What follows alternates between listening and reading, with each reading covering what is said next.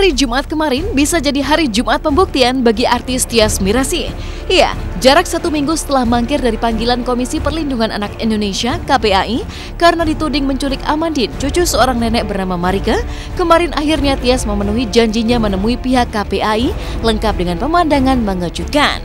Pasalnya tidak hanya datang seorang diri, Tyas ditemani Raiden Sujono sang suami, sepupu, paman hingga pengacara. Nyaris 1 jam mengadakan pertemuan tertutup dengan pihak KPAI, Tyas pun keluar dari ruangan KPAI mengutas setumpuk klarifikasi yang mengejutkan.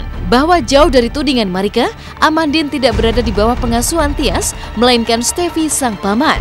Dan seolah tak mau dituding menculik, Tyas pun mengutas deret bukti bahwa dirinya sama sekali tak pernah memutus komunikasi seperti yang diungkap oleh nenek Amandine, Marika.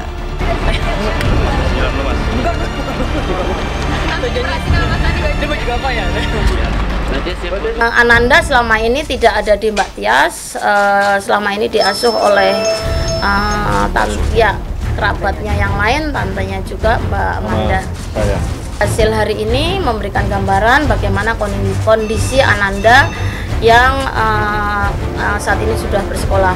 Kami tentu berharap bahwa hak-hak Ananda terkait dengan pengasuhannya akan terus baik, dan ke depan KPAI akan melakukan beberapa langkah lagi, termasuk ada home visit, kemudian juga pemanggilan kepada pihak-pihak yang lain. Satu hal yang saya sangat keberatan adalah kami tidak pernah menutup komunikasi satu kali pun.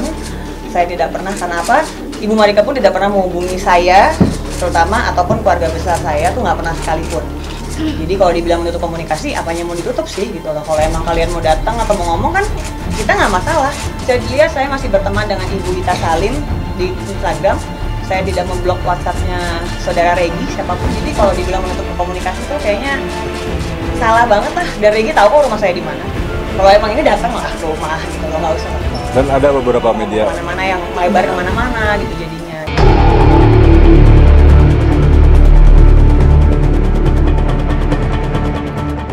Dan seolah serius ingin mematahkan segala tudingan menculik Amandine, kemarin Tyas bahkan dikabarkan membawa setumpuk bukti dan dokumen dan menyerahkannya ke markas KPAI. Di antaranya, bukti bahwa Amandine masih memiliki ikatan darah dengan Tyas mencuatkan teka-teki baru. Jika memang Amandine adalah keponakan Tyas, mengapa Marika, nenek kandung Amandine, kekeh menyatakan bahwa Tyas Mirasih tak memiliki ikatan darah sama sekali dengan Cecilia, ibu Amandine, sehingga tidak layak mengasuh Amandine pasca kematian sang ibu. Jadi ibu saya dan ibu almarhumah itu adik kakak. Kenapa sampai Tyas disebut menculik Amandine? Ya, karena pada waktu itu ada yang namanya Pak Salim. Ya, saya sudah memberikan bukti-bukti kepada ibu dari pihak KPAI bahwa hari itu masih dalam masa berkabung. Ya. Hari itu saya sudah dapat WA dari Pak Salim. Ya, bahwa anak itu harus segera saya ambil dari Pondok Indah. Kalau tidak segera saya ambil, anak itu akan dikirim ke rumah saya. Nah, karena rumah saya masih dalam renovasi, saya minta tolong Tyas. Untuk tolong Tyas, kamu ambilin dulu, kamu lebih dekat dari sana dan kamu dekat dengan Amandine. Nah, Tyas ambil ke sana, bawa ke rumah Tyas. Jadi tidak ada itu namanya Tyas menculik. Saya nggak mau tahu dia pindah kemana, yang penting kamu yang ambil di Pondok Indah, kembalikan lagi ke Pondok Indah. Apa dia bilang ada hubungan darah? Coba tunjukkan mana hubungan, faktanya nggak ada. Sama-sama mengaku menjadi pihak yang paling benar, siapakah di antara Tyas Mirasih dan Marika yang tulus jujur atau justru mengumbar kebohongan? Sebuah teka-teki yang kian menjulangkan misteri. Pasalnya almarhumah Cecilia, ibu kandung Amandine, bahkan meninggalkan surat wasiat mengalihkan hak pengasuhan Amandine sang putri hanya kepada 2 orang, yaitu Regi, pegawai kepercayaan almarhum Billy suaminya, dan Desi, ibu angkat Cecilia di London, Inggris. Ironisnya, dalam surat wasiat ibunda Amandine tersebut sama sekali tidak disebutkan nama Tyas Mirasih, apalagi sang paman yang kini mengaku mengasuh Amandine. Apa yang sebenarnya terjadi? Jika Amandine diakui sang nenek memiliki jumlah warisan fantastis dari orang tuanya, benarkah ada motif perebutan hak asuh anak emas di balik semua ini?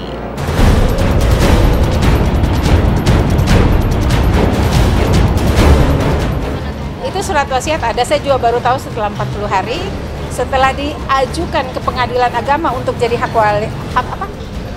ahli asuh ya, gitu, ternyata ditolak sama pengadilan agama karena pertama Regi bukan muhrimnya, bukan siapa-siapa, bukan nggak sedara ya, dia belum menikah, sedangkan Amandine perempuan, nggak boleh. Itu syariat Islam, bukan saya yang ngomong ya. Yang kedua Desi, dia warga negara asing. Ada kata bahwa warisan itu memang haknya Amandine karena itu warisan dari ayahnya. Anak saya punya usaha di Bandung yang cukup sukses, punya tabungan yang cukup banyak, ya, punya rumah, punya mobil juga ada. Nah, mobil itu ya sekarang katanya udah diambil Matias juga. Siapa nanti ya, itu urusan yang personal. Gini deh, kita punya data nanti suatu hari akan dibuka ya. Cuman nggak sekarang, jadi biarin aja yang sebelah sana ngoceh ke kanan kiri apa, udahlah, saya nggak begitu peduli. Yang jelas nih, kita ada tim kuasa hukum sekarang, kalau ada yang mau ditanyakan mengenai hal personal silahkan ke Mas Andi Arief. Kalau dibilang harta, ya harta seperti apa sih yang ada, ya kan? Jadi kalau saya bicara nanti bikin statement, nanti jadi fitnah, makanya saya nggak mau. Makanya saya udah serahkan semua kepada KPAI, biar nanti pihak KPAI yang menilai. Kalau misalnya pihak yang sebelah sana mengadu-ngadu, langsung aja kalau misalnya ini terbuka, ya bukan, jangan ke istri saya, ini karena dia lebih wali, lebih tua, lebih paham semuanya. Dan mengejutkan, seolah tak terima dituding sebagai penculik, Tyas Mirasih pun mengambil ancang-ancang langkah hukum. Kabarnya Tyas bakal melakukan pelaporan ke pihak yang berwajib terkait Amandine menyisakan tanya. Konon menderita setumpuk kerugian materi gara-gara kabar menculik Amandine. Benarkah Tyas akan melaporkan Marike, nenek Amandine, dan menyeretnya ke dalam pertarungan hukum? Masalah ini pokoknya, iya saya pribadi akan membuat laporan. Saya kabarin. Setelah kejadian ini kerugiannya 1 nama ya, dan itu headline-nya nggak enak banget kan, penculikan gitu-gitu segala macam, terus mengganggu aku, eksploitasi anak, terus tuduhan-tuduhan lain yang tidak berdasar gitu kan, kecuali ada bukti. Nggak, itu ada bukti, terus jadi kerugiannya lumayan. Jadi kemarin ada beberapa kerjaan yang akhirnya di-cancel gara-gara berita ini gitu. Itu kan menurut aku itu kerugian lah gitu. Ya.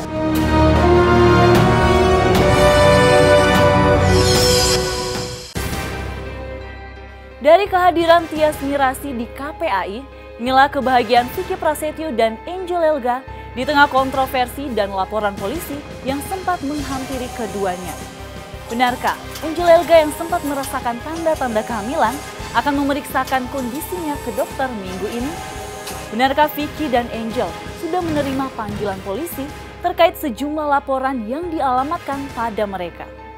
Sementara itu, benarkah Nadia Almira tetap ingin menyudahi rumah tangganya meski Ray Randy sang suami ingin Nadia mencabut gugatan? Kita simak berita lengkapnya hanya di Hotshot usai jeda pariwara yang berikut ini.